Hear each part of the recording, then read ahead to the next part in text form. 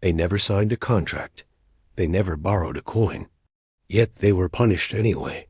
In medieval Europe, debt did not die with the debtor. It passed to the children. If a father failed to pay taxes or rent, his children could be seized. Not arrested for crimes, but held as payment. In parts of medieval England, debtors were thrown into prison, sometimes for life. Their families were left homeless. Children begged in the streets or were taken into forced labor. In France, peasant families who owed feudal dues saw their children removed and sent to serve landlords.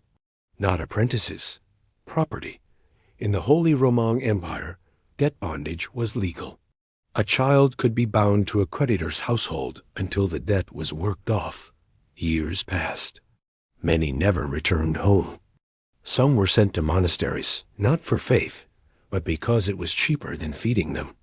Others were sold as servants to cover unpaid taxes. The law was clear. Cruel but clear. Children inherited guilt without choice, punishment without trial. The purpose wasn't repayment.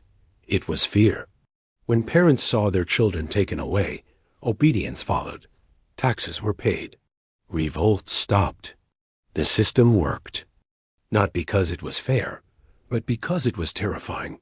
History tells us Europe civilized itself through law. But for the poor, law meant separation, hunger, and stolen childhoods. These children weren't criminals.